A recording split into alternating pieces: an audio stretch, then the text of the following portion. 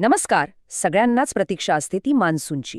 आणि आता भारतीय हवामान विभागाने 2026 सालच्या मान्सूनचा पहिला अंदाज जाहीर केलाय. तर आज आपण अगदी सोप्या शब्दांत समजून घेऊया की हा अंदाज नेमका आहे तरी काय आणि आपल्या महाराष्ट्रासाठी याचे काय परिणाम होऊ शकतात. पण हा अंदाज समजून घ्यायच्या आधी एका महत्त्वाच्या गोष्टीबद्दल बोलणं गरजेचं आहे, ज्याचा उल्लेख हवामान खात्याने पुन्हा पुन्हा केलाय. तो घटक म्हणजे अल निनो. आता हे काय आहे? अगदी सोपं आहे. पॅसिफिक महासागराचं पाणी जेव्हा प्रमाणापेक्षा जास्त गरम होतं तेव्हा अल निनोची परिस्थिती निर्माण होते आणि याचा थेट परिणाम आपल्या मान्सूनवर होतो. अनेकदा यामुळे पाऊस कमी पडतो.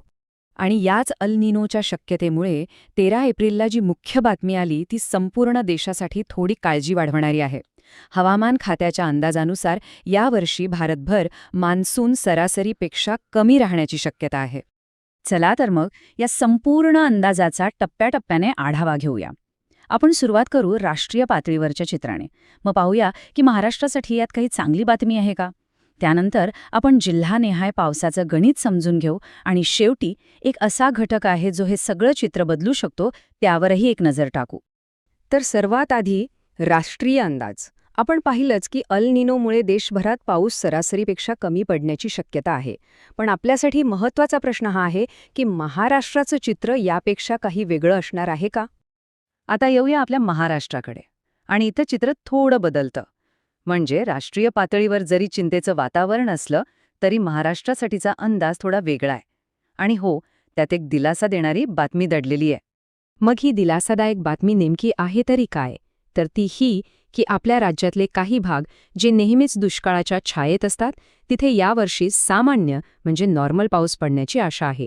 देशाच्या अंदाजाच्या तुलनेत ही खरंच एक खूप मोठी आणि दिलासादायक गोष्ट आहे. आणि आता आपण ह्या विश्लेषणाच्या सगळ्यात महत्त्वाच्या भागाकडे येतोय, जिल्हानिहाय पावसाचं गणित.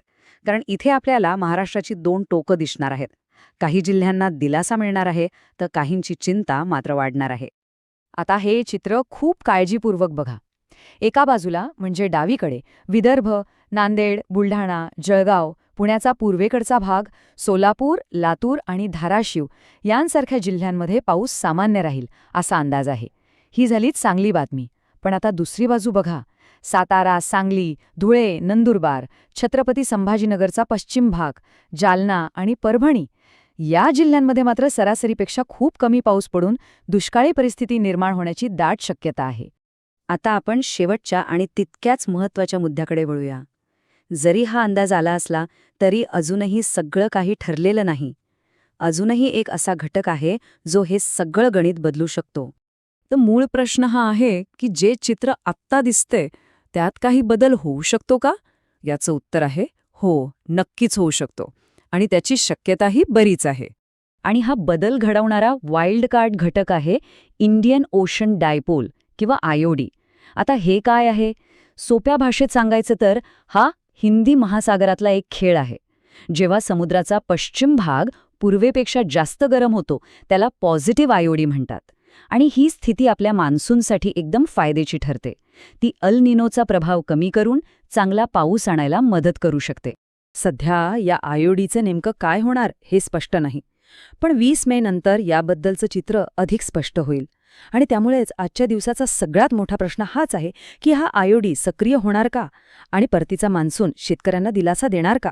या एकाच प्रश्नाच्या उत्तरावर महाराष्ट्राचं पुढचं वर्ष अवलंबून आहे. व्हिडिओ माहितीपूर्ण वाटला असेल तर सबस्क्राईब नक्की करा. धन्यवाद.